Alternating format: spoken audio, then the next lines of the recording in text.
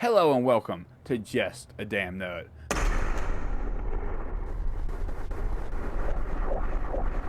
I'm the Damn Nerd, and today we're comparing Assassin's Creed Black Flag to Skull and Bones.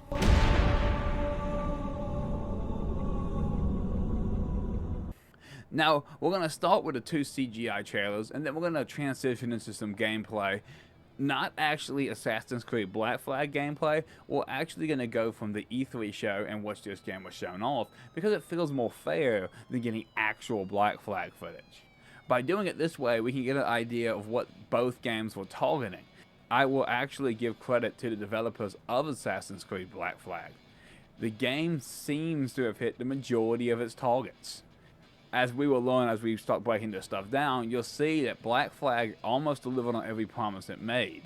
So the first thing you always want to do in the trailer is develop character agency. Now, your CGI trailers in gaming a lot of times are like preambles to everything else. So they'll show this like 2-minute CGI trailer, and then they'll show gameplay. The point of the 2-minute CGI trailer is to get you fired up for the gameplay. So when you start looking at these two trailers, I want to start with Assassin's Creed Black Flag. Now, Assassin's Creed Black Flag is very intelligent in the way it instantly develops character agency. It follows a Michael Bay method of tying its character agency back to reality. This way, as fans, we don't have to build up a relationship with characters because we already have an opinion of them. And the way Assassin's Creed Black Flag does this is by having Blackbeard be the narrator of his trailer. Honest opinion. You ask me, can this new captain promise you a life of prizes, plunder, and adventure? You see, everyone knows that Blackbeard is the most feared pirate of all, even feared by other pirates. So while he's sitting in this bar here and explaining to his men that he fears you, the main character, it immediately gives us agency. Check this out.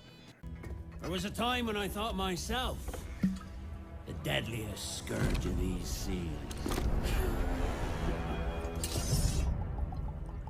But this man is a fearsome dog that feeds off trouble and turmoil. I seen him clear the deck of a Spanish galleon like it were nothing. Fighting like a devil, dressed as a man. So in this clip, you can see that Blackbeard has given our character agency of fear.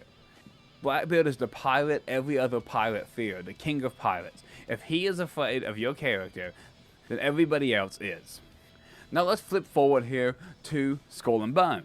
Now with Skull and Bones, as you see here, we start with a random person. Literally, we have no clue who this guy is. He has no agency with the audience whatsoever. As we move through the trailer here, you see he sees some rich aristocrats eating. So the agency they seem to be attempting to build here is that the character you play as is poor and transient, while he's looking at all these super rich people and coveting what they have. Unfortunately, this is a very poor way to try to build agency. We don't know who the rich people are. We don't know what they're doing. We don't know why they're doing what they're doing. We don't know who our character is. We don't know why he's doing what he's doing. They do include a throwaway line here. Now choose. Will you live as pawns or die as pirates? In this context doesn't mean a damn thing, because we have no context around it. We have no reason to care about this character or his plight. And all throughout this entire Skull and Bone trailer, it never manages to build any sort of agency with either of the two main characters. When the secondary character is added here, she also gets no actual agency. Instead, she literally just pops up in the trailer. And this trailer, they don't build up the characters in a meaningful way. Now, the next thing your CGI trailer must do is convey a sense of what the story in the game is going to be. Now, I think Assassin's Creed Black Flag does a great job in its CGI trailer of building up its story as well. The deadliest scourge of these seas. You want? knows his way round every crag and crevice of these islands. So if it's fortune and adventure you seek, then Captain Edward Kenway's your man. Only, don't meddle in his private affairs. For there's more mystery to that man than even I dare ask. The game tells you a whole bunch of things. First, it tells you that you are one of the most feared pirates in the Seven Seas. It tells you that this is a true Assassin's Creed game, as your character wears the Assassin's Creed clothing and assassinates people. It even tells you can board ships, attack ships, and that you are going to be an incredibly legendary pirate. Now, all of this could fall on deaf ears, but once again, we go back to Blackbeard as our narrator. His real-life agency allows this to feel more meaningful. So now you see what I'm saying. By showing slight story details, by having a narrator who we all know and have an opinion about, by showing that this is an Assassin's Creed game, Ubisoft was able to create the excitement they wanted with this CGI trailer. And I think they did a great job. So what does Skull and Bones convey in its trailer? Well, not a damn thing. And that's the problem. Skull and Bones actually conveys nothing in its trailer. They basically show no story of any kind in this trailer. You can chart a new course. Holy shit!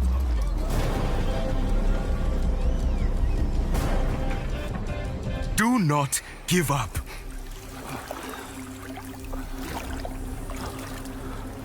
On the shores of a new world, you awaken. Because honestly, guys, I don't believe this game has one. I believe this game is trying to go for that Sea of Thieves, No Man's Sky thing, where they're like, you have to make your own fun. But that is not what people who were excited for a pirate game truly wanted. What people have been wanting for what feels like years is a true pirate game. But for some reason, we can't get one. We never get one. Black and white, clear as crystal. You get nothing. You lose. Good day, sir. Skull and Bones amplifies one of the largest problems with modern storytelling. You see, modern storytellers don't want to take the time to set up. And this trailer decides to become a pirate, then he's a pirate king. There is no setup in the trailer. And I doubt there'd be much setup if this game actually had a story. It's a problem with almost all modern media. Rather than setting up, having a middle, and then paying off at the end, they want to just cut out all of the setup and go straight to the end. The problem is, when you do this, you make your payoff worth a whole lot less. So the initial CGI trailer for Skull and Bones was an abject failure. It didn't create any character agency. It didn't really tell us what the game was. It didn't really give us any ideas on story, setup, or payoff. Not a great plan. While Assassin's Creed Black Flag's trailer gives us character agency almost immediately, lots of hints on story, ideas about what kind of game this is going to be, promises that it will continue to be an Assassin's Creed game, and to be honest, it's just a damn cool CGI trailer. Now we get on to the gameplay. So we're going to start with Assassin's Creed again. Now the first thing you'll notice is that Assassin's Creed promises to be an open world game. The Caribbean open world. This is a massive world. There's a lot to find and do in this Caribbean Sea. The Fisherman Village, it's one type of location in this world. It's really here as a convenience to the player. This is where you can start missions, where you can shop to upgrade Edward and the Jackdaw itself. Every minute, something is being advertised to the player, something new for the player to do. In this case, we have this uncharted location. These are what we call playas. We have over 75 of these in the Caribbean world. Every playa has something very important for the player to find. We have a British ship facing off against a Spanish ship. We could jump in and take advantage of this opportunity. Here, we've crossed into a harpooning zone. Storms are very dangerous. If you're not careful, if you don't know how to navigate a storm, you will take damage to your ship and you will lose crew members. It also promises to be a meaningful open world. And whether or not Black Flag actually achieved the meaningful open world part is really open to interpretation. But it promises it, and it does attempt to do it with lots of stuff to do in the world of Black Flag.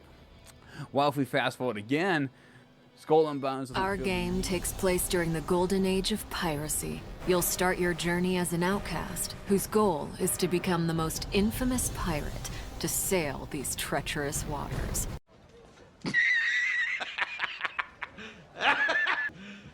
You serious? One of the pirate dens in our world. Dens are centers of pirate activity, where you can craft new ships and equipment, provision for your expeditions at sea, pick up contracts, and socialize with other players.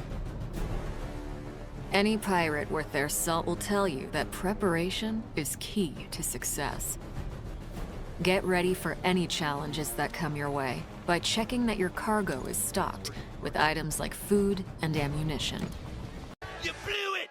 You had it all and you blew it! As a rookie pirate, you'll only have access to a small dhow. But as you progress, you'll be able to craft different ships, each with their own unique playstyle. Raw materials, such as ore and wood, that can be refined and used for crafting. Mind gaming was simple. You pay for the game and you enjoy. With mobile apps, we now have the ability to make games that are boring and stupid. But if you pay for incentives, you're rewarded. Freemium. The mium is Latin for not really. It's a simple cycle, a never-ending loop based on RPGs. Explore, collect, spend, improve. But whereas those just use the concept of XP or experience points, we've introduced the idea of micro-paying with money. Money, money, money, money, money, money. Crafting is an essential activity for you to progress as an infamous pirate. Obtain blueprints and use your refined resources to craft stronger ships, weapons, and armors. Skull and Bones doesn't feel the need to promise to be an open world game because it's so common now that they just assume that you will assume that it's there. Instead, it seems like Skull and Bones doesn't quite know what it's promising. Is it going to be an open world game? Who the hell knows? Is it going to be a crafting surviving game? Who the hell knows? Is it going to be an always online MMO light or even a regular MMO? Who the hell knows? And that was one of the big realities of the gameplay reveal of Skull and Bone. It just simply didn't know who it was marketing to and what it was trying to be. I can say one thing for sure for looking at this. This is not going to be the pirate game we've all wanted for years. Now let's briefly touch on graphics. Now as you can see, Black Flag is a very pretty game for 2011. I think it's using Unreal 3, and it still holds up pretty well, especially if you play it on a top end PC, bump its visuals up to 4K, and maybe even throw some mods on top of it. You could be playing a game that looks prettier than most modern video games. However, if you fast forward ahead 11 years, and this is why the 11 years thing is important, and you look at Skull and Bone, and I'd like to point out something, guys, as you look at the Skull and Bone footage, the Assassin's Creed Black Flag footage, I could only find in 720p. The Skull and Bones footage you're seeing here is in 4K from IGN, which means the Skull and Bones footage has 8 times the native resolution of Assassin's Creed. It is sad to see a game coming out in 2023 having worse visuals than the game that came out in 2011. So Skull and Bone fails to impress in its graphics as well as failing to impress in its story. The other thing is, while Assassin's Creed Black Flag mentions crafting briefly, crafting in Assassin's Creed Black Flag is a 2011 style of crafting, which means you kill an animal and get a skin to upgrade your bow. It takes all of 2 minutes. While it looks like Skull and Bones crafting system is going to be uber grindy. So when you stop and think about these two games, the reason Assassin's Creed Black Flag was so successful in its announcement, because it knew what it was. It knew what it was trying to tell you. It knew what it wanted to be. It knew who it wanted to market to. It was proud of what it had accomplished, and it was happy to finally get a chance to show you this stuff. While on the flip side, Skull and Bones doesn't know what it is, doesn't know who it wants to market to. It seems to have no story. It makes empty promises like invite your friends, crafting, exploration, and quests, something that almost every game that comes out now has. This game doesn't even know what it is. So how are we supposed to know what it is? It almost seems to me like Ubisoft has sunk over $100 million into this boondoggle. And because of that, they feel like they have to shove it out the door. Well guys, thanks for watching this video comparing Skull and Bones to Assassin's Creed Black Flag.